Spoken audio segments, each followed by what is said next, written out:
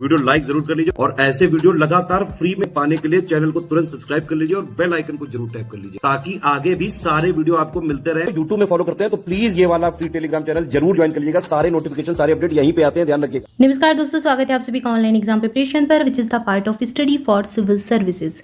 दोस्तों यहाँ पर हम उत्तर प्रदेश का करंट अफेयर देख रहे थे पिछले एक साल का, जिसमें हमने फरवरी और जनवरी 2023 का करंट अफेयर कंप्लीट कर लिया है। हमने लास्ट वीडियो में स्टार्ट किया था दिसंबर 2022 का करंट अफेयर, जिसके हमने टॉपिक वाइज करंट अफेयर को कंप्लीट कर लिया। आज हम सॉल्व करेंगे एमसीक्यू। तो ये एमसीक्यू वाला पार्ट रहेगा। यहाँ पर हम क्वेश्चन की प्रैक्टिस करेंगे कि जो आपके जो करंट अफेयर के सारे क्वेश्चन हैं वो यहाँ से कवर हो जाएंगे। दिसंबर 2022 की ये एमसीक्यू है करंट अफेयर के। ठीक है, चलिए स्टार्ट करते हैं वीडियो को। सबसे पहला प्रश्न है, 1 दिसंबर 2022 को केंद्रीय मंत्री ज्योतिरादित्य सिंधिया ने उत्तर प्रदेश के किस अंतर्राष्ट्रीय हवाई अड्डे पर डीजी यात्रा का शुभारंभ किया? तो ये कौन से हवाई अड्डे पर किया? ये लाल बहादुर शास्त्री अंतर्राष्ट्रीय हवाई अड्डे पर इसका उद्घाटन किया गया, इसका शुभारंभ किया गया ज्योतिरादित्य सिंधिया के द्वारा। केंद्रीय मंत्री हैं, इनका नाम याद रखें। चलिए इसके बारे में डिटेल देखते हैं। पहले चरण में डीजी यात्रा 7 हवाई अड्डों, तो ठीक है, एक चीज यहाँ से क्लियर होती है, डीजी यात्रा हवाई अड्डों से संबंधित है। लेकिन ये जो है आरंभ में इसके जो है सबसे पहले जो है पहला चरण है इसका जो 7 हवाई अड्डों पर लागू करना है, लेकिन पहले चरण में, लेकिन आरंभ में से 3 हवाई अड्डों दिल्ली में, बेंगलुरु में और वाराणसी में शुरू किया गया है। इसके बाद मार्च 2023 तक हैदराबाद, कोलकाता, पुणे और विजयवाड़ा जैसे 4 हवाई अड्डों पर इसकी शुरुआत और की जाएगी। ठीक है, तो 3 हवाई अड्डों पर शुरुआत की गई, दिल्ली, बेंगलुरु, वाराणसी, जिसमें लाल बहादुर शास्त्री अंतर्राष्ट्रीय हवाई अड्डे पर इसकी डीजी यात्रा की शुरुआत की है इन्होंने। क्लियर है, ऑप्शन यहाँ पर जो है बी सही उत्तर हो जाएगा। अगला प्रश्न यहाँ पर दिया गया है, दिसंबर 2022 को रक्षा मंत्री राजनाथ सिंह ने सशस्त्र बलों के लिए एक आधुनिक मल्टी स्पेशलिटी कमांड अस्पताल के निर्माण को मंजूरी दी है। यह अस्पताल निर्माण उत्तर प्रदेश के किस स्थान पर किया गया है? तो इसका सही उत्तर है लखनऊ। इसका निर्माण लखनऊ में किया गया है। इसका उद्घाटन जो है किसने, निर्माण को मंजूरी किसने दी? राजनाथ सिंह ने। नाम यहाँ पर याद रखें, ये चीज़ें आपको देखो, नाम दिया गया है मंत्री का, साथ में दिया गया है रक्षा मंत्री। तो आपसे एग्जाम में पूछा जा सकता है कि निम्नलिखित दिए गए ऑप्शन में कौन भारत का रक्षा मंत्री है। ठीक है, ऐसे प्रश्न भी एग्जाम में कभी कभी प्रश्न बहुत आसान आता है तो ऐसे प्रश्न पूछ लेते हैं। तो मंत्रियों के नाम के साथ ही बिल्कुल इनके जो पद है, इनका जो विभाग, इसको साथ में उच्चारित करें ताकि आपको ये चीज़ याद हो जाए। रक्षा मंत्री राजनाथ सिंह, ऐसे याद करें। ठीक है, और ये आधुनिक मल्टी स्पेशलिटी कमांड अस्पताल है, इसका निर्माण किया जाएगा लखनऊ में, याद रखना है। ठीक है, ऑप्शन यहाँ पर ए सही उत्तर है। इसके बाद आगे बढ़ते हैं, अगला प्रश्न देखते हैं। अगला प्रश्न है 11 दिसंबर 2022 को, यहाँ पर देखिए 11 दिसंबर 2022 को केंद्रीय माध्यमिक शिक्षा बोर्ड यानी सीबीएसई की तर्ज पर उत्तर प्रदेश बोर्ड के विद्यालयों की अलग पहचान बनाने के उद्देश्य से राज्य के सभी कॉलेजों को किस नाम से वेबसाइट बनवाई गई है? तो पहचान नाम की एक वेबसाइट बनवाई गई है और उत्तर प्रदेश बोर्ड के जितने भी विद्यालय हैं वो इसके अंतर्गत रहेंगे। वेबसाइट पहचान पर एक क्लिक करने से विद्यालय से संबंधित जानकारी प्राप्त की जा सकती है। ठीक है, तो ये पहचान आपसे पूछ लें किस राज्य से संबंधित है, अपने उत्तर प्रदेश की है। अब यहाँ पर अगला जो प्रश्न है यहाँ पर देखते हैं, केंद्र सरकार ने 2017 से 2021 के दौरान देश भर के विभिन्न गैर सरकारी संगठनों के 6600 से अधिक विदेशी अंशदान अधिनियम जो है लाइसेंस रद्द कर दिए हैं। इसके संबंध में बताना है कौन सा कथन सही है। ये प्रश्न एग्जाम में बहुत पूछते हैं, सही है, नहीं है सही, ठीक है, कौन सा गलत है, ऐसे प्रश्न। तो ये सही है और सही नहीं है, इस पर जरूर ध्यान दें। पहला कथन है, 7 दिसंबर 2022 को राज्यसभा में गृह मंत्री नित्यानंद राय ने यह जानकारी प्रदान की कि सर्वाधिक 700 से अधिक जो है FCRA लाइसेंस तमिलनाडु और महाराष्ट्र में रद्द किए गए हैं। दूसरा कथन है, उत्तर प्रदेश, आंध्र प्रदेश और पश्चिम बंगाल में 600 से अधिक लाइसेंस रद्द किए गए हैं। तीसरा कथन है, सूची में राजीव गांधी फाउंडेशन और राजीव गांधी चैरिटेबल ट्रस्ट भी शामिल है। तो यहाँ पर तीनों कथन सही हैं। ये प्रश्न जो डिजाइन किए जाते हैं इसका उद्देश्य यही होता है आप तक ज़्यादा से ज़्यादा तथ्य पहुँचाए जाएँ, ज़्यादा से ज़्यादा जानकारी आपको मिले और आपको इन प्रश्नों से इन्फॉर्मेशन मिले, सीखने को मिले। तो ऐसे डिज़ाइन किए जाते हैं। ऐसा एग्जाम में नहीं पूछा जाएगा कि तीनों सही हो जाएंगे, हो भी सकते हैं, नहीं भी हो सकते हैं। ठीक है, तो आपको ऐसे जो कथन है बहुत ध्यान से पढ़ने हैं, कौन सा सही है कौन सा गलत है, ये जरूर ध्यान देना है। यहाँ पर ये जो है इस न्यूज़ से रिलेटेड जितने भी तथ्य हैं वो आपको तीनों यहाँ पर दे दिए गए हैं ताकि आगे ये जो प्रश्न बने आपसे प्रश्न पूछ सकते हैं इस प्रकार के, तो उनके लिए आप तैयार रहें।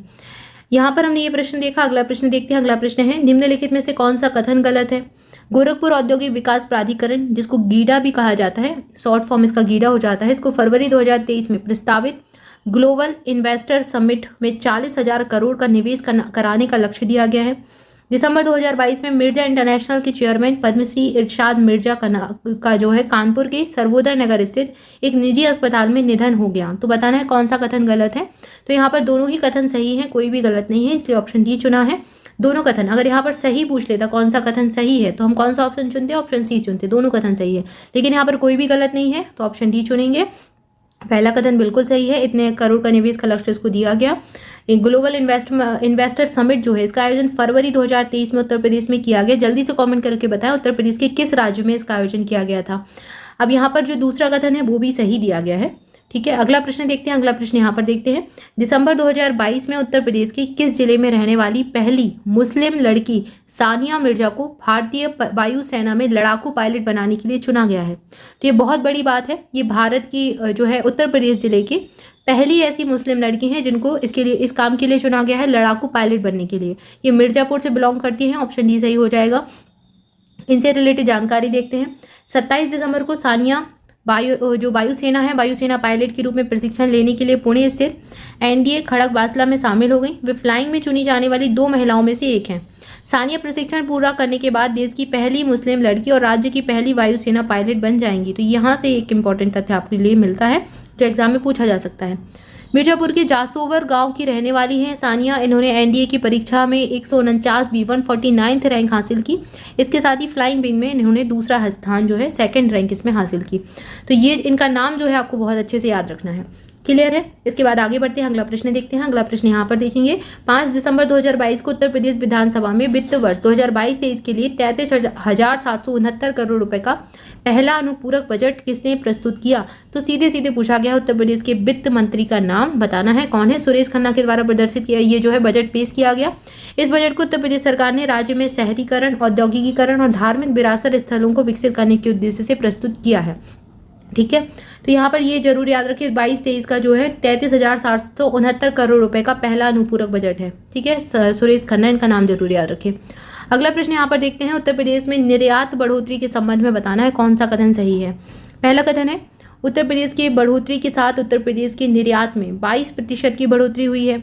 दूसरा कथन है सबसे ज़्यादा 2121.05 करोड़ रुपए का निर्यात टेलीकॉम उपकरणों का हुआ है, जबकि उसके बाद मांस, आयरन, स्टील उत्पाद और एल्यूमिनियम उत्पादों का निर्यात किया गया है।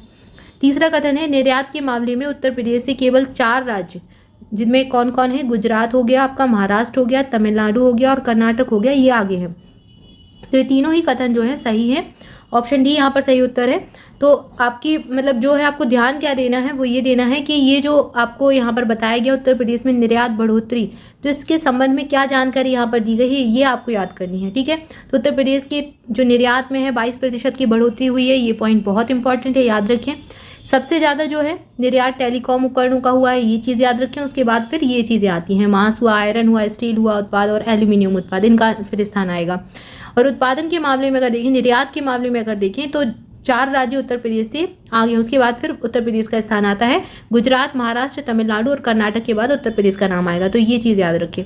राज्य से निर्यात किए जाने वाले उत्पादों की संख्या कितनी है, यहाँ उत्तर प्रदेश राज्य की बात हो रही है। संख्या है 209 से बढ़कर जो है 219 हो चुकी है। 219 चीज़ें जो है राज्य से निर्यात की जाती हैं, क्लियर है।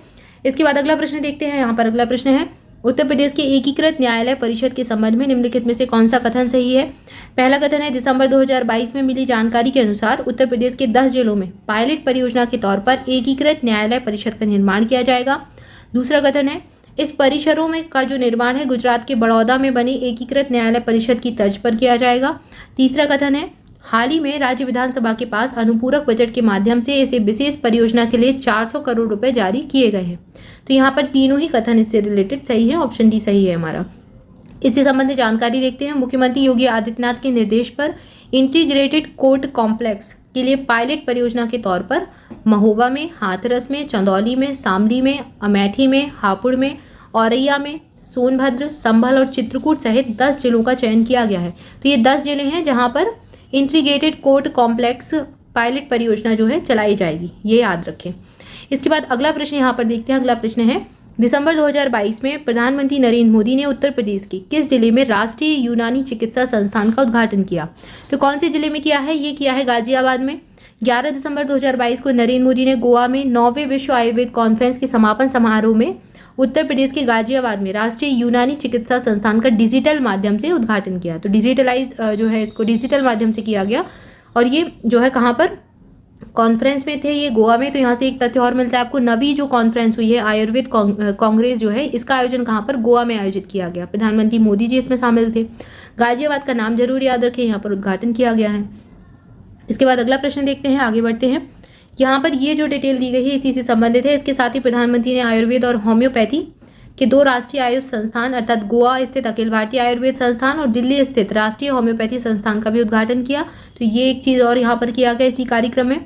एम्स की तर्ज पर निर्मित गाजियाबाद में कमला नेहरू नगर स्थित राष्ट्रीय यूनानी चिकित्सा संस्थान उत्तर भारत का सबसे बड़ा यूनानी अस्पताल है। तो ये चीज़ आपके लिए इंपॉर्टेंट बन जाती है, ये उत्तर भारत का सबसे बड़ा यूनानी अस्पताल जो है बन जाएगा गाजियाबाद वाला। इसके बाद अगला प्रश्न देखते हैं। अगला प्रश्न यहाँ पर, हाल ही में निम्नलिखित में से किस संस्थान को आयुष मंत्रालय की केंद्रीय आयुर्वेदीय विज्ञान अनुसंधान परिषद के तहत NABL की आधिकारिक मान्यता दी गई है? तो यहाँ पर कौन सा जो है परिषद है जिसको NBAL की आधिकारिक मान्यता मिली है, बताना है।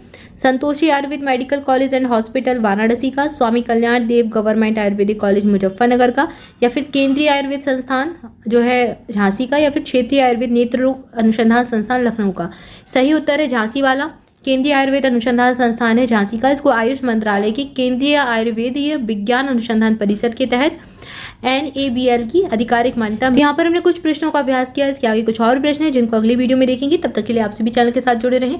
चैनल को सब्सक्राइब नहीं किया है तो सब्सक्राइब जरूर कर दे, वीडियो को लाइक जरूर कर दे। स्वस्थ रहे, मस्त रहे, पढ़ाई करते रहें। Thank you for watching this video. Thank you so much.